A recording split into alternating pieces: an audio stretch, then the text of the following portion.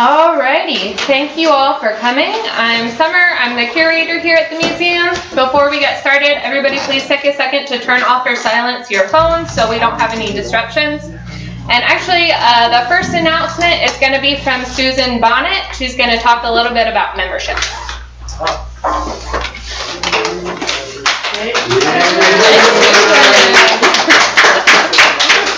Hello everybody, I don't know if you know, but I'm actually the lead of the membership committee at the museum, and we are in the middle of our 2022 membership drive. So if you're a current member, you'll have received something in the mail to kind of remind you that, hey, we'd like you to re-up for next year. If you aren't a member yet, we would love for you to be members, and we have brochures in the back on all the benefits for becoming a member at the Amelia Museum. So, thank you. I hope you all become members. Yes. Okay, as for other announcements, on December 3rd and 4th, we'll be having our annual holiday home tour. Tickets are now for sale online only. You can find them on the main page of our website, ameliamuseum.org. So be sure to get them before they sell out. And tonight we're also selling raffle tickets downstairs in the lobby. So be sure to check that out. You can participate after the event. We have 3 exciting lecture programs for December. Our December brown bag lunch on December 1st will be with photographer Steve Limeberg, who will show his collection of Cuban photography to close out our Cuban art exhibit downstairs. And then on Friday, December 10th, which is the week before the 3rd on 3rd, we're going to have another Florida Talks lecture with Dr. David Head. His lecture is entitled The Spanish-American Pirates and Privateers Who Tried to Conquer Florida. And he'll discuss the history of some characters you may have heard of at the museum before, like Gregor McGregor and Louis Ari, so that should be interesting. Yeah. And then this lecture also ties into our next temporary exhibit, which opens the next Friday on December 17th. The exhibit is entitled 1821, Florida Becomes a U.S. Territory, and it discusses Florida's transfer from Spain to the U.S. during the Adams-Onis Treaty. For that 3rd on 3rd lecture, Bill Tilson and Mike Harrison will speak about the changes in the lives of Fernandina residents as a result of the treaty. So that's it for announcements, but I'd like to thank our sponsors for tonight's program. This program is a partnership between the Florida Humanities and the Amelia Island Museum of History. Funding for this program was provided by Florida Humanities and sponsored in part by the State of Florida Department of State, Division of Arts and Culture, and the Florida Council on Arts and Culture. And then one more quick note, if you have an evaluation sheet at your seat, please fill it out at the end of the program. It's part of our grant reporting for Florida Humanities, so this one's particularly important. So tonight our speaker is Dr. Michael Butler. Dr. Butler is the Keenan Distinguished Professor of History at Flagler College, where he has taught since August 2008. He received both his master's and doctorate in history from the University of Mississippi, where he specialized in 20th century Southern history with an emphasis on the civil rights movement.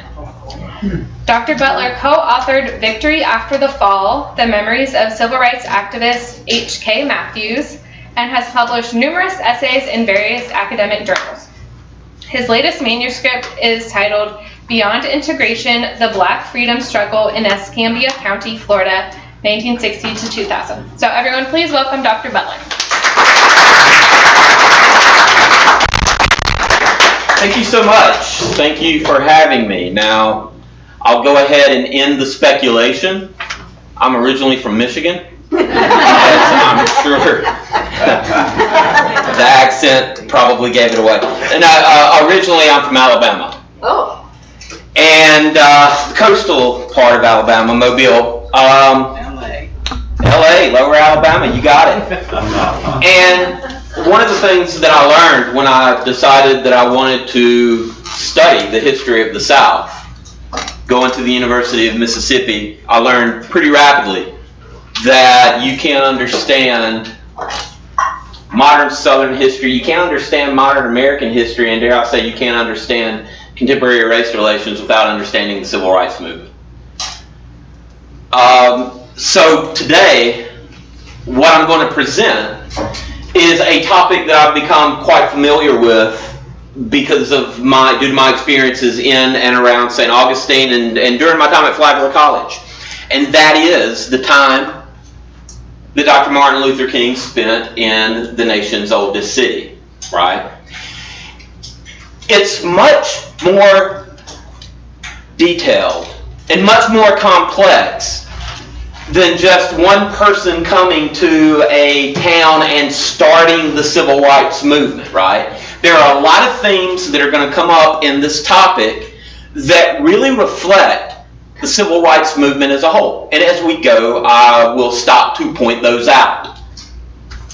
But the magnificent drama is taken from how Dr. King described the civil rights movement as it was progressing in St. Augustine, and most importantly, how it related to the national movement for civil rights as the Civil Rights Act of 1964 was working its way through Congress. Okay. So, one of the most important themes of any civil rights lecture that I give or civil rights talk that I give is that it took local people to start a movement before it came to the attention of national organizations. No local people, no civil rights movement, period. And one of the things to understand, well, one of the questions that I got a lot when I came to St. Augustine was, does St. Augustine fit into the South? Is St. Augustine a southern town? Is Florida part of the South? And the answer is yes. Absolutely, it is. I guess being in front of Dina, you guys answered it for me. Culturally speaking, this is part of the Deep South. Yeah. Florida, between 1880 and 1920, led the nation in per capita lynchings. Oh, Jesus. Okay? Dubious honor. Wow. It was more dangerous for an African American to live in Florida during that time than to live in Mississippi. Wow. Right? Wow. As the century turned, we had mass lynchings with Claude Neal and Mariana. We had incidents like Rosewood. There was the Ocoee Massacre, 1920. Florida is part of the South. I have a separate talk that I give through the Florida Humanities Council about Florida as really a reflection of the civil rights movement nationally. But St. Augustine is definitely part of the Deep South in terms of culture. And one of the reasons that I say that is because it is very much a city that's dictated by a concept historians call paternalism. And what paternalism basically means is, Dr. Robert Haling told me, as long as you stay in your so-called place, everything will be okay. Paternalism basically means that white people are in charge of the political, economic, and social conditions of the city, and those in control would take care of those who were under them. Yep. In other words, don't rock the boat, know your place, You'll be fine. and you'll be fine. White people will take care of you. And this is particularly important in a tourist-based city. Oh, yes. So, I want to say, can I get an amen? I haven't lectured in many places where the wine's flowing, but y'all. Can you get it? Oh, this is going to be a rowdy crowd. But that's the idea of paternalism. Let us do it. You have jobs because of the tourist industry. You might not own the businesses, but you have jobs. And as long as you're okay, and as long as you're living in the segregated part of St. Augustine, that's Lincolnville, and as long as you don't get too, as in the South they said, uppity, then everything is okay. Don't rock the boat. The other thing to keep in mind is that St. Augustine, during this period, even now, it's a small town. It's one of the things that I try to reiterate to students. The people that we're going to talk about knew each other, and they knew each other very well. So, one of the themes of this conversation is that the civil rights movement started with local people, and it revolved around local issues. Now, the person who embodied the challenge to the status quo was a local dentist named Dr. Robert B. Hayling. Now, Dr. Hayling came to St. Augustine in 1960. He was from Tallahassee. His father was a college professor at Florida A&M. And he organized the St. Augustine NAACP Youth Council.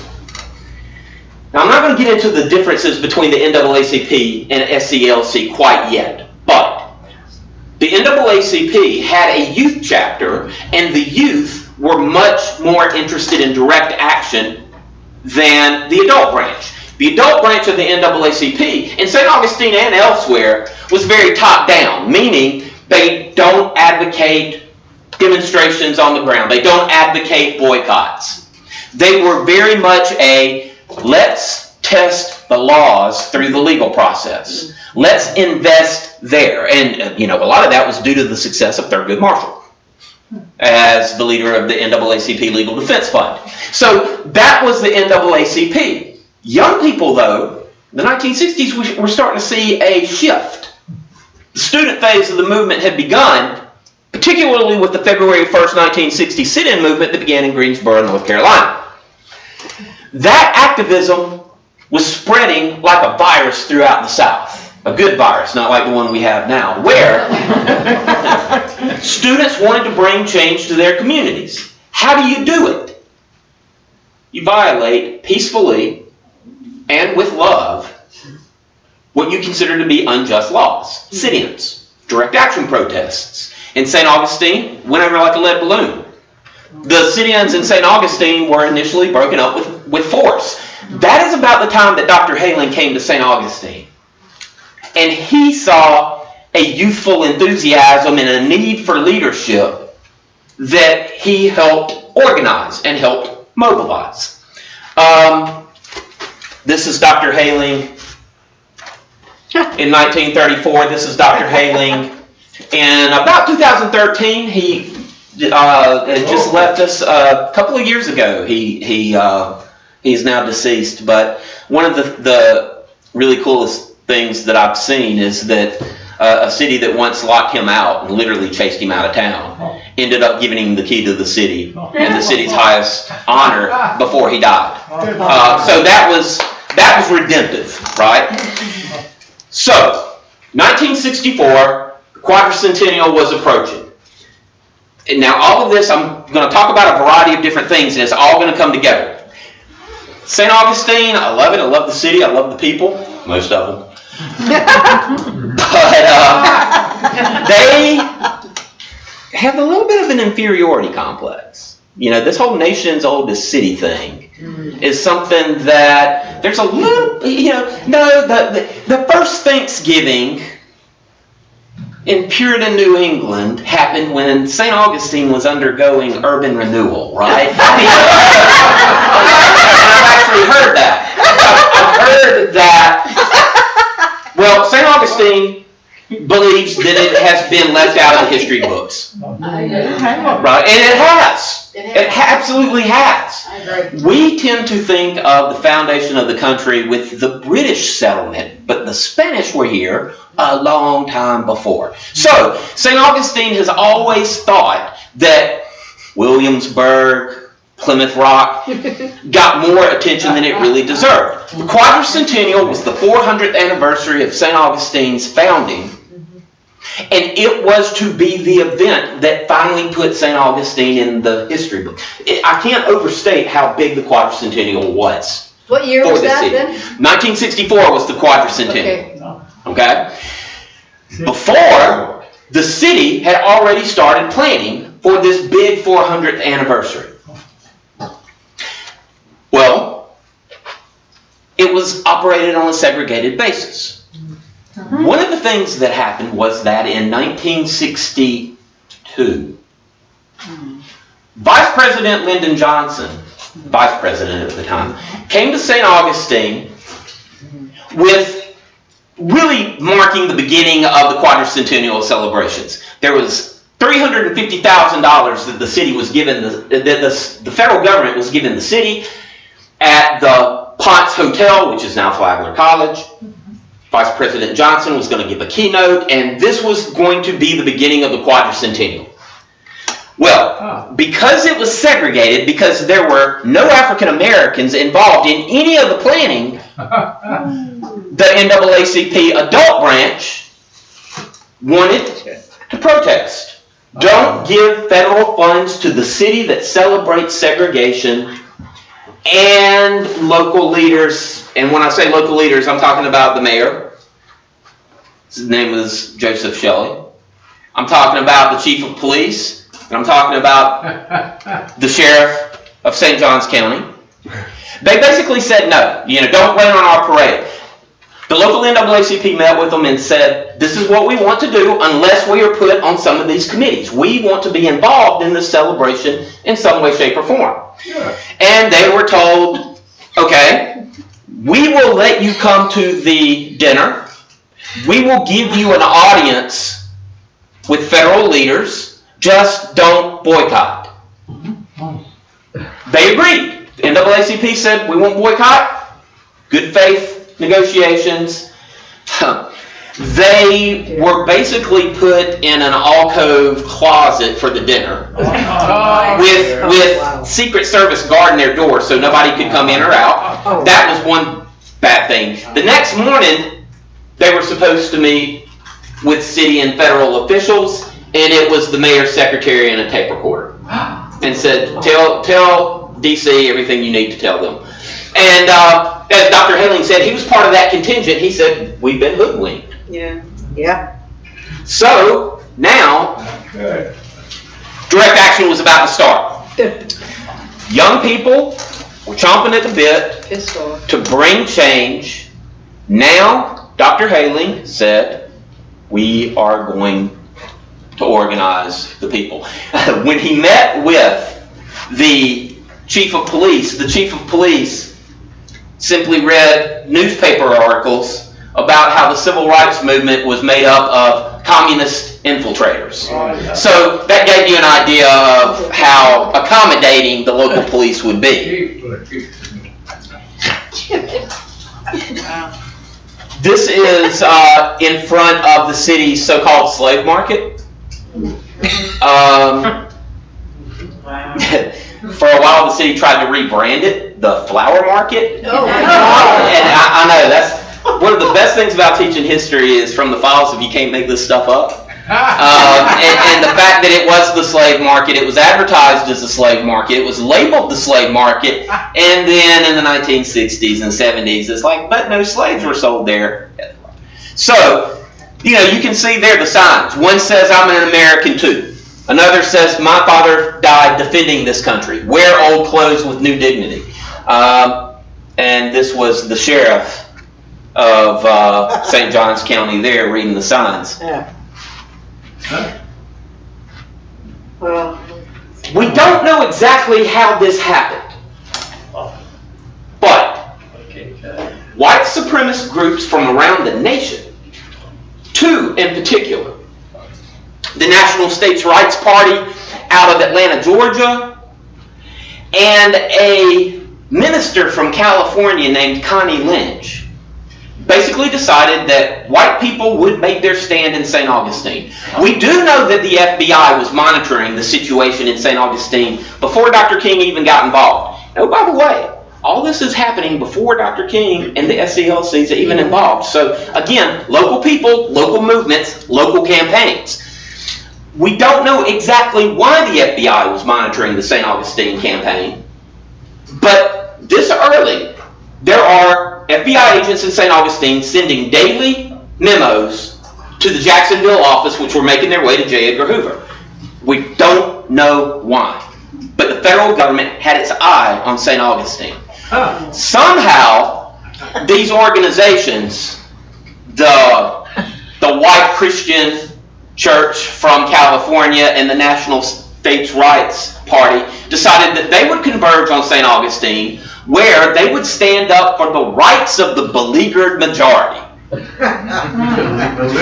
happened to be... Oxymoron. Yeah. Exactly. There happened to be an active Klan unit in St. Augustine. Just happened? Yeah, is it still... this is complex, right? Because this is an operation in semantics almost, because the thing about the Klan now and then was that it was an equal opportunity hate group. It hated Catholics, it hated Jews, and a large percentage of St. Augustine's particularly working class white population is Menorcan. They're Catholic. Catholics could not join the Klan. But that doesn't mean they were any less racist than their brothers under sheets. So, there is a group in St. Augustine led by one gentleman, I use the term lightly, named Haas Manussi, and they belonged to a local hunting club. They were the Ancient City Gun Club. The Ancient City Gun Club was sort of the cover name for this organization. For all intents and purposes, it was the Catholic Klan. Right? And they operated in and around St. Augustine, and they had the ear of local law enforcement. The sheriff, L.O. Davis, and the chief of police in St. Augustine. So, what we had was Ancient City Gun Club, the KKK, and violent resistance. We had episodes of counter-protests where during the day students would boycott, students would march, and at night the Klan would come out. J.B. Stoner. This is Stoner, that's Connie Lynch. Connie Lynch always wore his Confederate flag vest. They had cross burnings in St. Johns County with some regularity.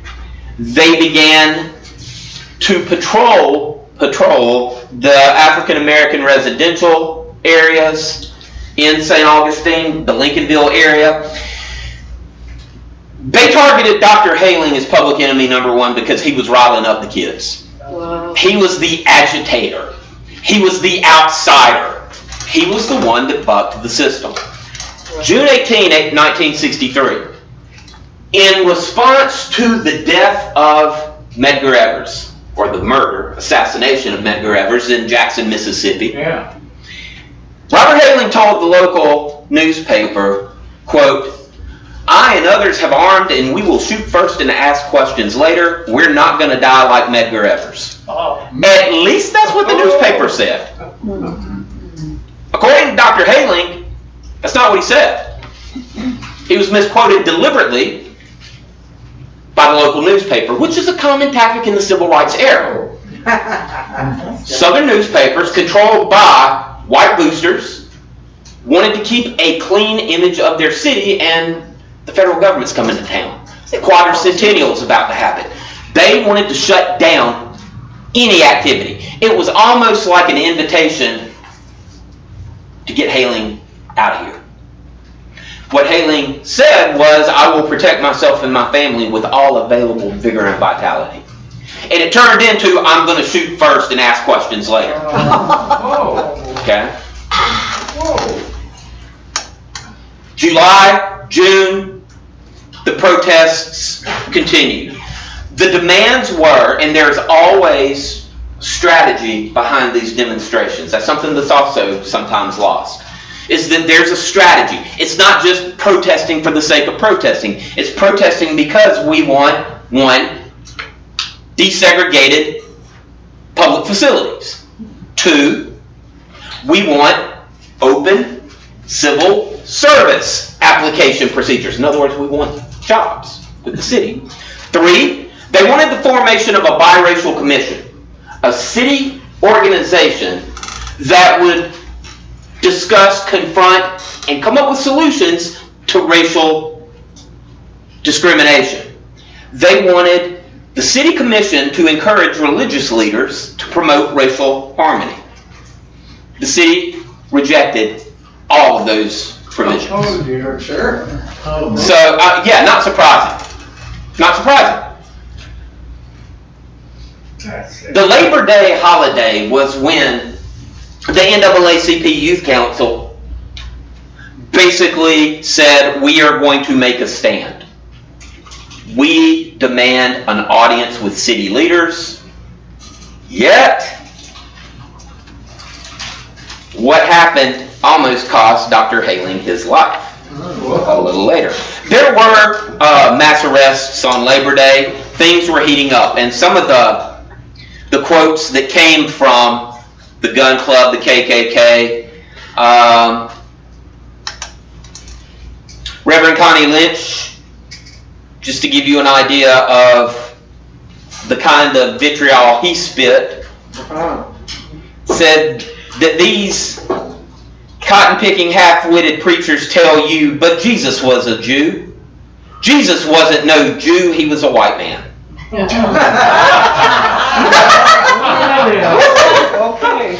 he was here to help the good and battered white people of St. Augustine. Quote, Hitler was a great man. The N-word should be sent back to Africa. That's who is speaking at the slave market. I mean, this is, like I said, vitriolic is an understatement. Yeah. Haas Manussi was just as bad. The sheriff said that Dr. Haling was a monster sent to destroy St. Augustine. There was a massive Klan gathering that was held and advertised in the St. Augustine Record for September 28th, 1963. Long story short, I've read a couple of different accounts of what happened. And when I had the opportunity to meet Dr. Haling, one of the first questions I asked him was, okay, so, the Klan rally. Did you go there on your own accord? Were you kidnapped? Because I heard that too. I read that actually in a history book. Or did you make a wrong turn and stumble upon it? And his answer was all three. That's something. Because he was a dentist in the area, and everybody knew who he was, and everybody knew, I mean, that was the thing that he couldn't get over. Is he said, L.O. Davis, a patient, he had bad teeth. I knew, I was working on it. He knew these people, they knew him. But he had a bright red VW convertible. And so, of course, everybody knew whose car that was. Somebody had placed a flyer on his car for the Klan rally. So Haling said, I wanted to go see who was there. If you're familiar with St. Augustine, at 312 and US 1, that is where it happened. And he and three other people wanted to go to the rally. They took a back road, they turned down it, and they saw two people come out with shotguns. They tried to back up, got stuck in a ditch. Whoops. At gunpoint, they were walked to the stage where the rally was being held. And according to Dr. Haling, someone said, well, look who we have here. They were, in the thing, I've talked to Dr. Haling about this and another individual who was there, Mr. Jimmy Jackson, and he said that the thing he could never forget was that most of the hate was coming from the women. Really? That the women who were there, he'll never forget what they were saying. They were saying things like castrating. And that was his, even now, his memory is, it's the women that were the worst. They were all four beaten unconscious. Dr. Haling had all of his fingers broken. Oh my God. And before he lost consciousness, the last thing he heard was Connie Lynch ask who here has had the pleasure of smelling an N-word burn. Oh, Jesus. Dear. They were going to be killed. There was going to be a lynching. But there was an FBI informant who, when Hailing came up, called the Jacksonville office immediately and said, we got to get help. Good. Interestingly enough, okay, so it was a near lynching, and that's not an exaggeration. NAACP said Hailing was bringing negative attention to the organization. This was making things worse than improving, so the NAACP basically kicked him out of the organization. He had nowhere to turn, so he joined the Southern Christian Leadership Conference, the SCLC. Enter SCLC. That's what it is. Oh. That's the brochure that SCLC put out that documented 400 years of bigotry and hate. Whoa, for St. Augustine and the Quadricentennial, this is what we call bad publicity. So, look, this is December 63. This is the aftermath of JFK's assassination. There is a lot going on that I'm about to get to in a minute that's important for historical context, but supported and maintained by Northern tourist dollars. Northern. The reason that he went to SCLC is because they had their annual convention that December in Orlando. No, I don't think so. And Dr. Hailing met with some of the leaders. He didn't meet with Dr. King there. He met with Wyatt T. Walker, and I know that was one. Told him what was going on, gave him the situation, and SCLC said, we're really interested in what's going on there. And the more they learned, the more they said, we will sponsor a campaign to focus attention on the racism that existed in St. Do Augustine. you know who that person was? Yeah, that's right. That's Dr. Hailing. Oh, it is? That's Dr. Hailing recuperating, and his fingers. I think they broke all the fingers, and his theory was because he was a dentist, he thought that they intentionally went after his hands. Oh, sure. Yeah. Which is, I mean, all of this is bad, but when you start looking at the individual components, it's like, this is deliberate. This is absolute hatred. Yeah. Perspective.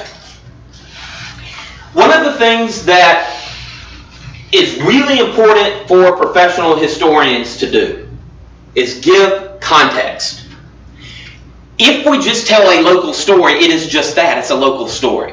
One of the things that I always tell students is you have to answer the so what question in every project. So what? Why is this important? Why does it matter?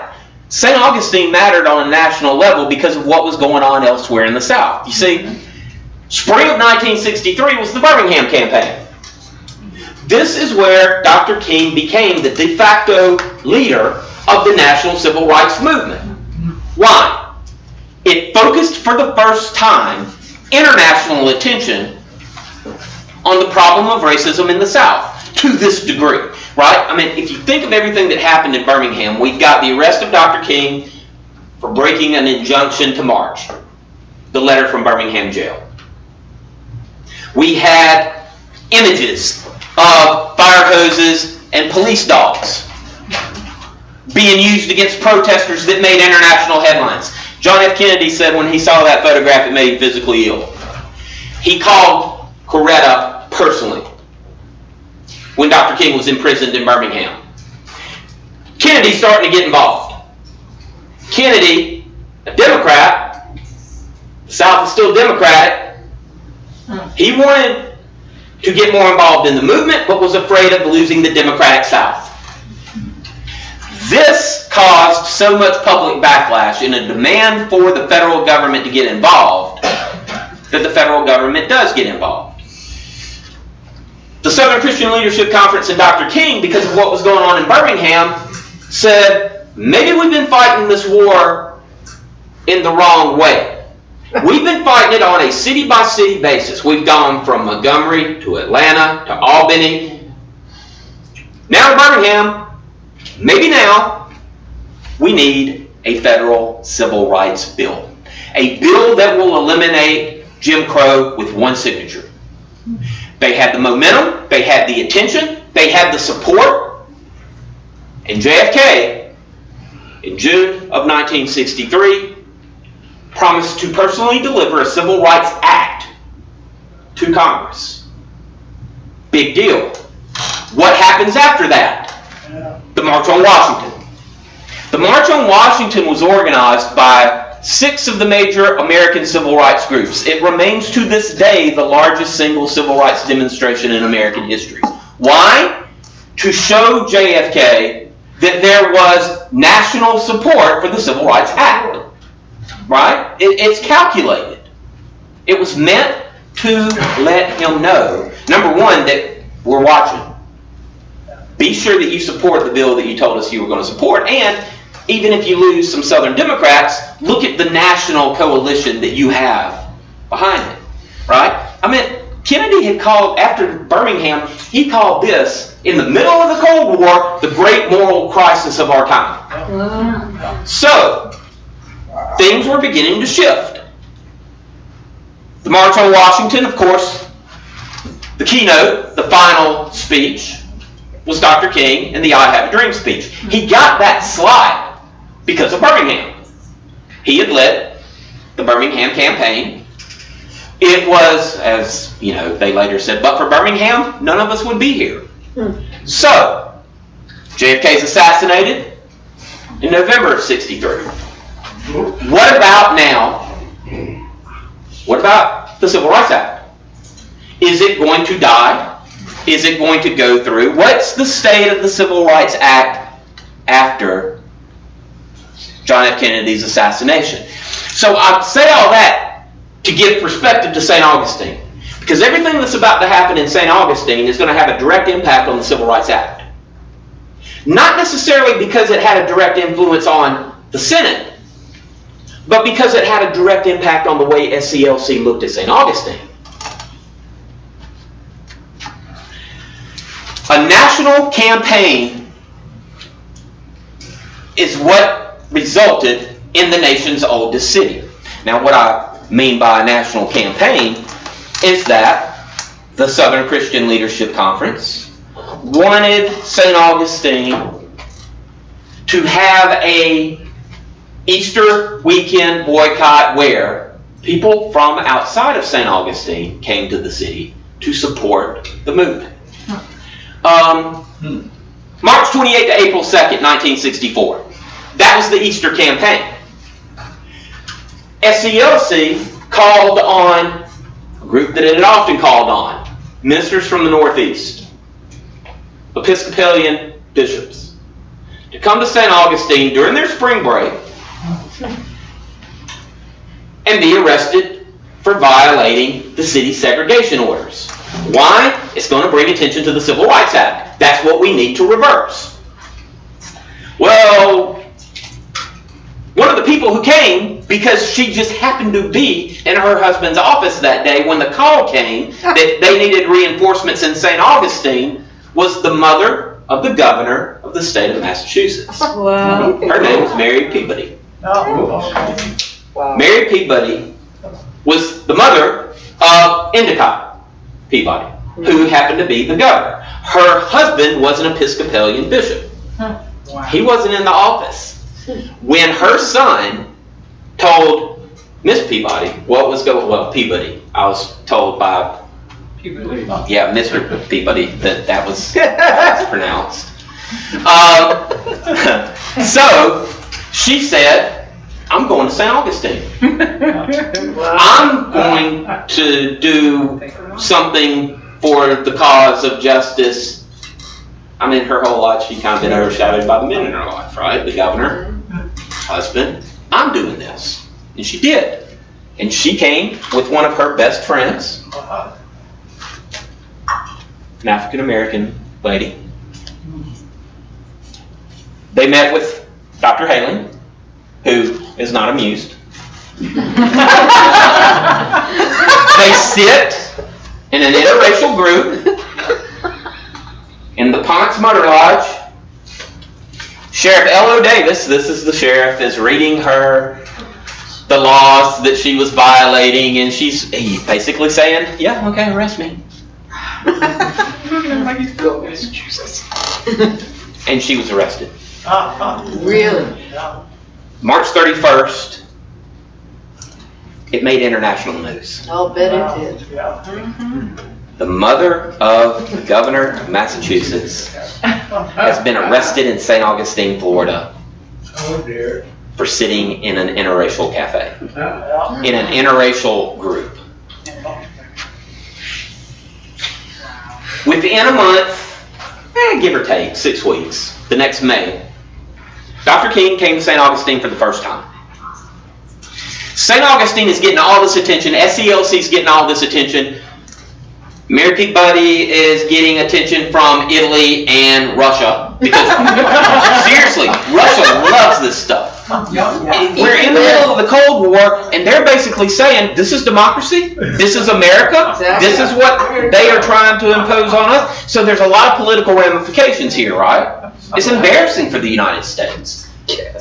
At the same time, the Civil Rights Act has been introduced to Congress.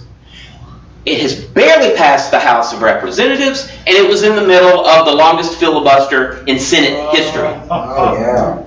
So in other words, what's going on in St. Augustine and what's going on in Washington are connected. Dr. King knew that. When he came to St. Augustine from the first time in May, it was almost like a reconnaissance mission. He was the hero of probably the most recognizable American at that time. He spoke at a few local churches. That's where he called what was happening in St. Augustine the magnificent drama. Okay? However, the situation in St. Augustine was so delicate that he told Andrew Young, who the way that Dr. King operated was, he was the head of the SCLC. It was his organization. Make no mistake about it. He's the first president. He was the founder. He was SCLC. But he had 2 lieutenants. A man by the name of Hosea Williams. And Hosea Williams was someone who was more of a firebrand from Savannah. He was on the ground. He was in St. Augustine helping organize the boycotts. Hosea Williams was in St. Augustine. He was more of the firebrand. Andrew Young was more of the negotiator. He was the tactician. He was the more conservative. And the way Dr. King worked is that when there was a scenario, he would throw it out. Hosea Williams would be like, we need to do the most radical thing. Andrew Young's like, we need to do the most conservative thing. Dr. King would often come to a resolution in the middle. That was just how it worked. And it's, again, there is strategy involved in all of these maneuvers. So, when he left St. Augustine, Dr. King told Andrew Young, I want you to go into St. Augustine and stop the movement. And the reason that I want you to stop the movement is because if violence gets any worse, and it does, it's going to sabotage the Civil Rights Act. Southern Democrats are going to say, see, we're not ready for this. We're going to have more violence if this law passes.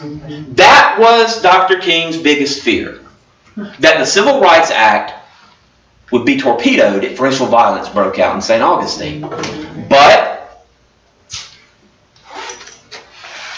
things that happened.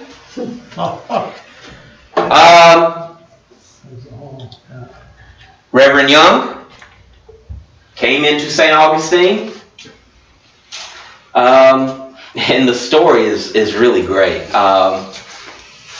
When he entered one of the Baptist churches where Hosea Williams was hosting a mass meeting and organizing for the next day, he walked in the back door and Hosea Williams said, and here's Reverend Andy Young. He's going to march with us tonight.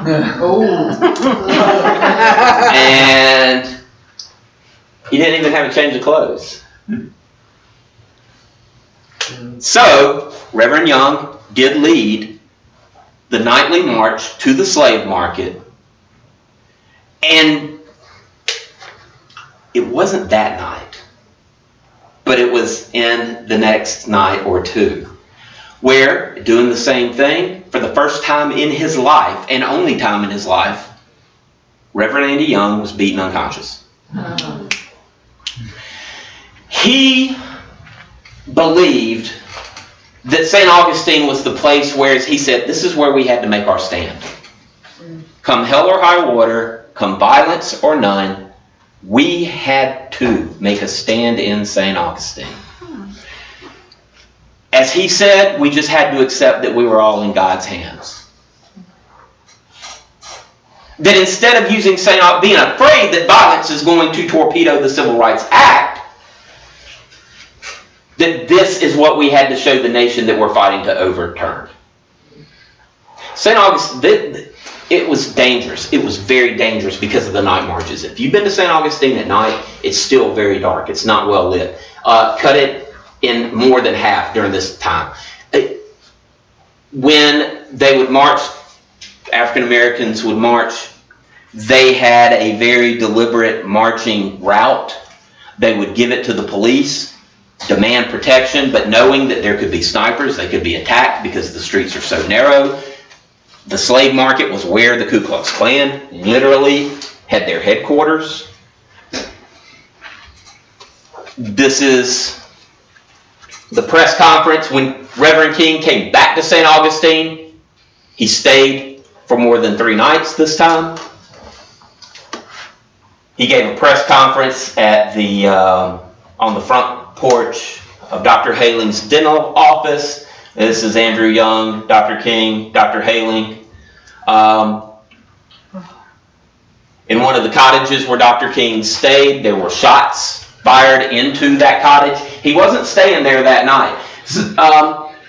Things in St. Augustine were so tense and so many people knew each other that Dr. King, and for that matter, many of the other SCLC leaders, they never stayed in the same house in consecutive nights because they didn't want to put the family in harm.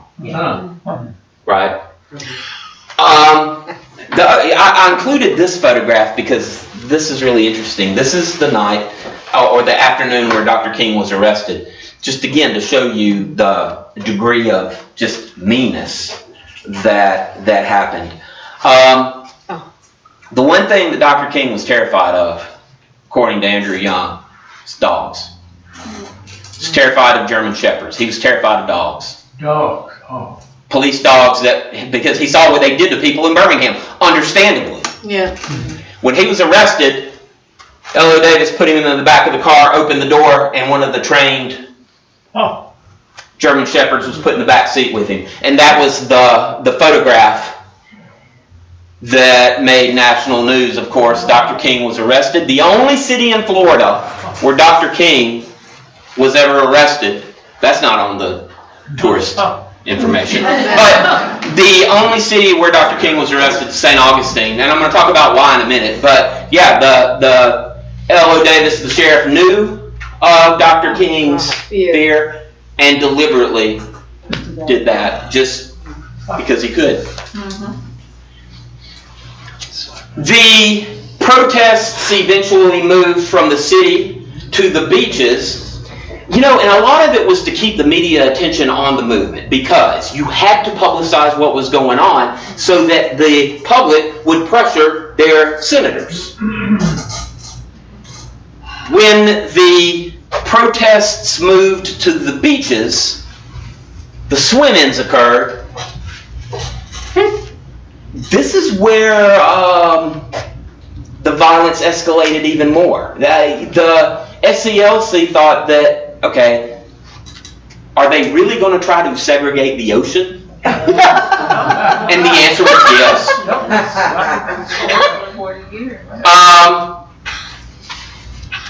The images of African Americans going into the beach and local whites meeting them literally to keep them out of the water.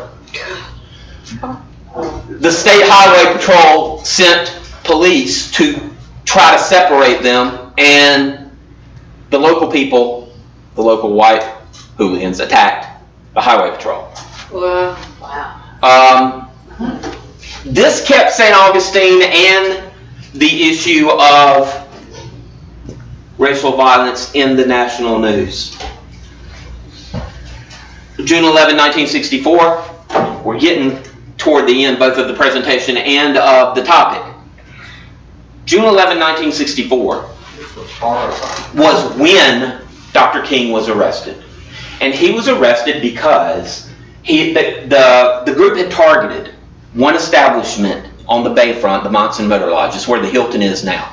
The reason that the Monson Motor Lodge was targeted was because it was one of the largest hotels on the bayfront, and its owner, James Brock, this gentleman right here, was the president of the Florida Hotel Owners Association. So again, symbolism here. And it was also the place where the mayor, the chief of police, and the sheriff, and Hoss Manussi, the leader of the Ancient City Gun Club, met every morning to strategize the day. So there's a reason why the Monson Motor Lodge was targeted. On the 11th, Dr. King tries to enter. He's told, no, you can't. There's the incarceration. On the 18th, once again, the Motor Lodge, there's an attempted integration. I'm leaving out a lot, but one of the other things that happened is Dr. King called on rabbis to come to St. Augustine to help with the movement. And the largest single arrest of Jewish rabbis in American history was June 18, 1964 in St. Augustine. Right? There were a group of 20 some odd rabbis who went to the Monson Motor Lodge, asked to come in and sit in the colored section. They were told no. They all started praying, and they were all arrested. Now, while all that commotion was going on,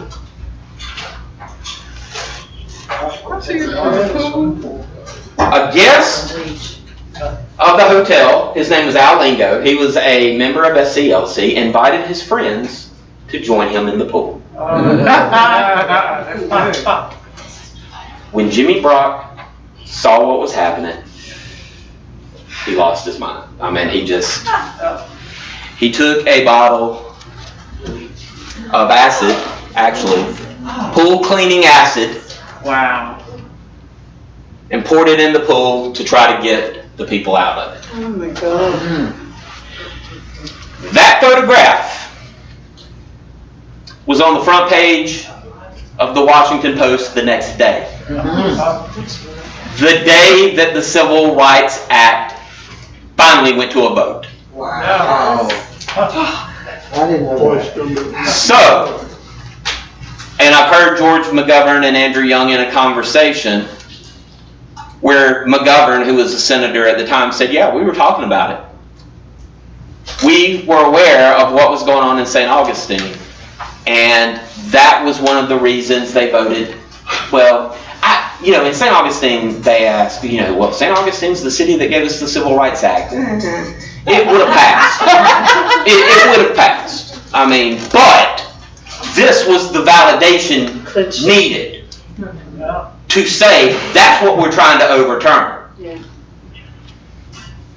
The Civil Rights Act passed. And it was signed into law on July 2nd, 1964. I actually talked about the Civil Rights Act today in my U.S. intro class, and what I told students is not hyperbole. The Civil Rights Act protects everybody in this room. It banned discrimination on any basis, really, that you can think of. Yeah. Race, color, creed, national origin, religion, or lack thereof, gender, age. It keeps going, right? The Civil Rights Act is the basis of the Americans with Disabilities Act. The Civil Rights Act is the basis of equal marriage. So, it is the single greatest legislative victory of the civil rights movement. However, what does that mean for St. Augustine? The movement ended. Mission accomplished. SCLC left. Yeah. No, Thank you. they didn't. The question was, did local people get out of it what they wanted? Not really. Because one of the things that Dr. King wanted before he left was for the mayor to say they would form a biracial committee. There were 8 members appointed. The biracial committee has yet to meet.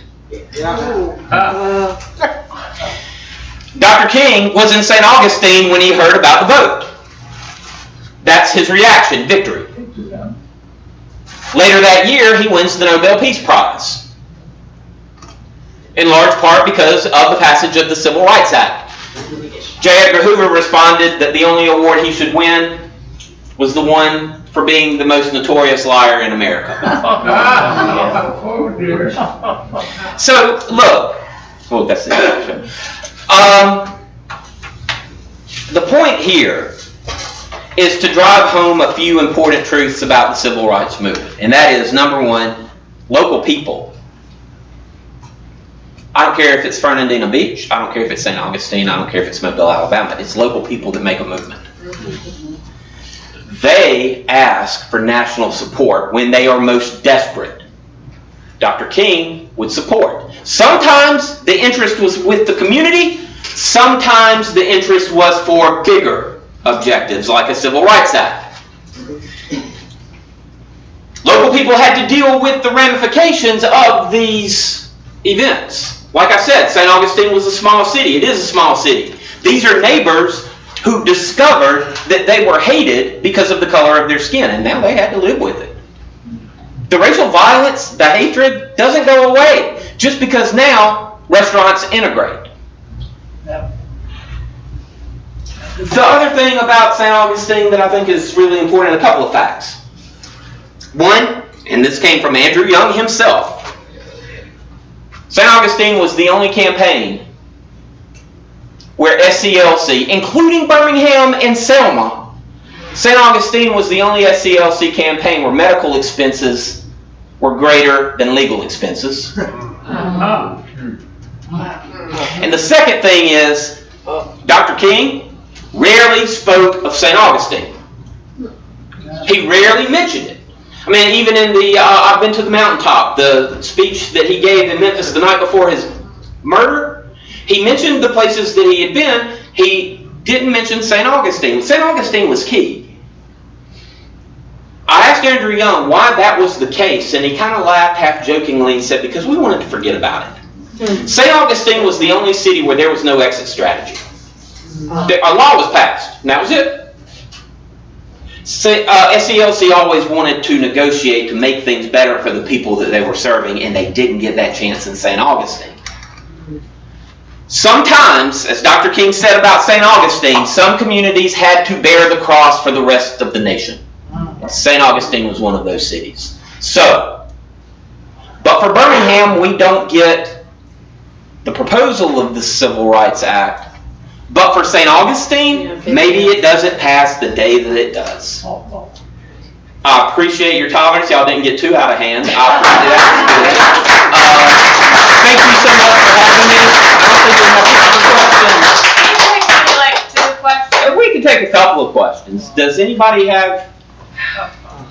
But yeah, again, national, local, statewide, it all worked together, right?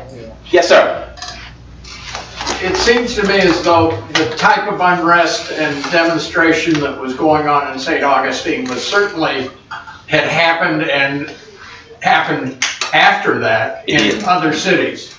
Is what makes St. Augustine so important was the timing and how it was associated with the Civil Rights Act passage? Yes, great question. It was the timing, and it was also, there is no other campaign that lasted as long as St. Augustine that SCLC was involved in. Usually they come in for a week, a month, maybe a summer. St. Augustine is from literally the summer of '63 all the way through the summer of '64. It's almost a year long, right? And the city gets a quadricentennial celebration, but it was not what they thought it would be. And guess who they blamed? Dr. King. They basically said these outside agitators cost us our chance to get in the history books. So the ramifications are much longer lasting in a small town like St. Augustine. But yeah, it was timing and it was duration, because it was every night. Every night there was a march, and every night people got attacked. There, I didn't even talk about the suit that was filed. The city basically said no more night marches. And SCLC filed a court case to guarantee that we keep marching, and that was a bone of contention. So yeah, it was just night in, night out. Whereas in other campaigns, there are your builds to bigger demonstrations, and that didn't happen there. No. Yes, sir. I used to live in St. Johns County, and there was an event, I'm going to say about 10 years ago, and Andrew Young was there, and Martin Luther King Jr.'s son, I guess the third. The third was there. And that had something to do with this event, correct? What was, they did something with his feet in the ground. What was what was behind that event? Good. Another good question. Andrew Young had made, in about 2005, a documentary about his time in St. Augustine. I was hired a couple of years later to be the person that kind of studied the civil rights movement and kind of shed light on this. Well, one of my students contacted the Andrew Young Foundation. We found out that they were doing this film. Long story short, the film actually premiered at Flagler College. Oh. It was the video, the documentary was the first time Andrew Young had come back to St. Augustine since 1964. Wow. Right? Dr. King never came back. The city basically understood that this was a part of history that it was never really resolved. They actually invited Andrew Young to come back. It was a city-college partnership. Andrew Young, the film was screened, he was celebrated, and from that point, plans were put together to document where Andrew Young walked across the street. The city, to its credit, renamed that part of St. George Street Andrew Young Crossing. I think it was 2013 that this actually happened. But Andrew Young Crossing, and there is now a monument in the plaza dedicated to the 64 campaign, and Andrew Young's footprints are in bronze on the sidewalk where he finished his walk after he was beaten unconscious. So that was the event. It's really unique because, most monuments are physical and they're there and they're above. This one you actually look down and literally walk in his footsteps. And there are quotes about the importance of justice. And it's a really neat monument, and that was the unveiling of it. Thank you. Okay, yeah. I just want to say, I'm from another part, I'm from Canada, so it still hurts me on many levels, and I'm sure everybody else feels the same way, but also, we were alive then. Like, I was in my 20s by that time. I was going to high school, and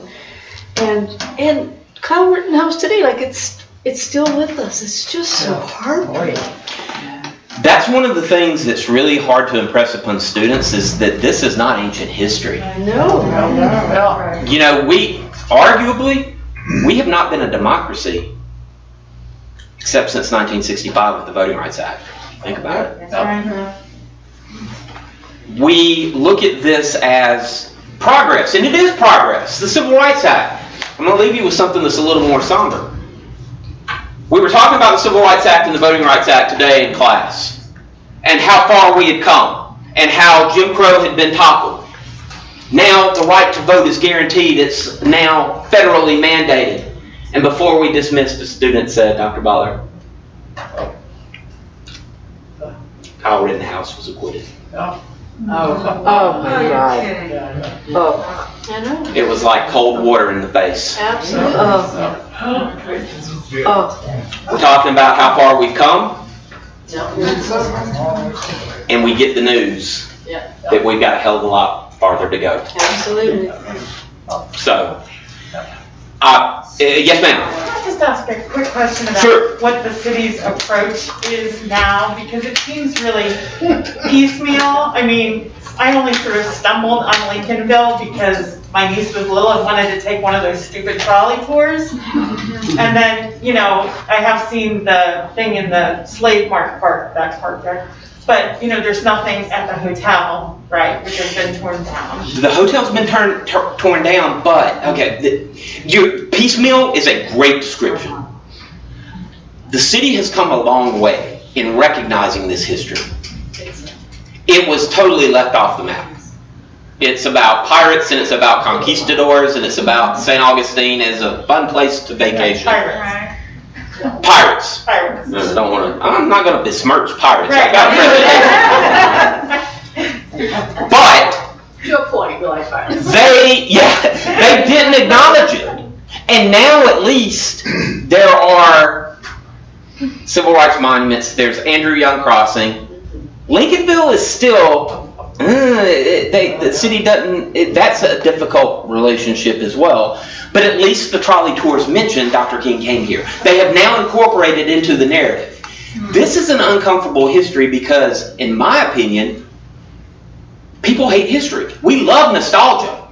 We love feel good. We don't like history because history's hard. History's messy. History is uncomfortable. Wow. And because we haven't faced up to our own past in an honest way, we don't know how to talk about it. Like the Disney version. That's right. It's not the Disney version. This is hard history. And this fact that you can still see the color line in St. Augustine, where it was, where it remains, how do you make that part of the tourist experience? There is something called heritage tourism, which I wish the city would understand they could tap into. And it's piecemeal because it's still so difficult. Yes, ma'am. I'm curious, since I would guess that your clarity, your presence, your strength of articulation of all this Thank you. is contributed significantly to having to face all of this. And I'm curious whether you personally have experienced some resistance. Yeah. I experienced most of that resistance when I was asked to serve on the city's Confederate Monument Contextualization Committee. I can see that. That's another presentation for another day. As long as I was teaching in my classes, but it was okay. And it's, have I faced resistance?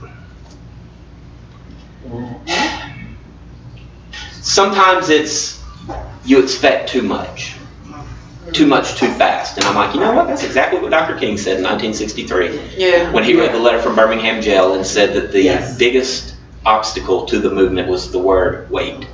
Not now. So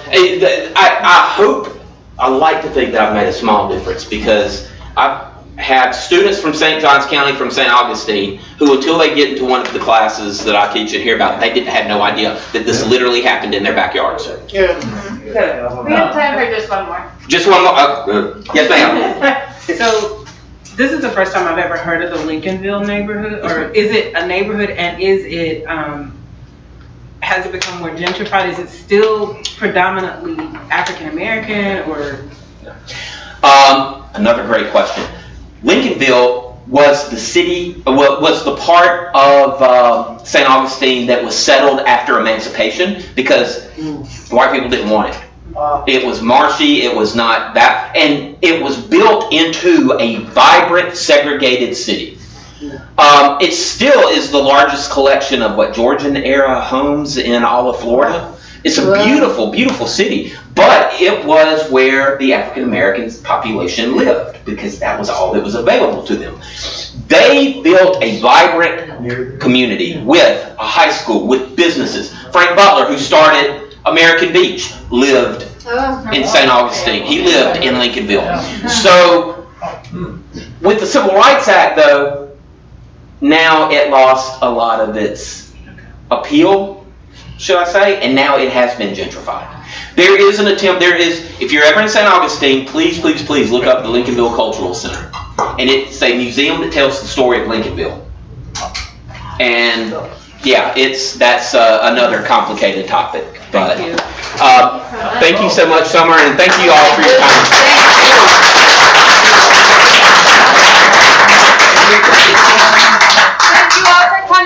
hope to see you at next month's programs. And there are still raffle tickets on sale downstairs. Yes. Oh, thank you so much. Thank you so much. It's very nice to meet you.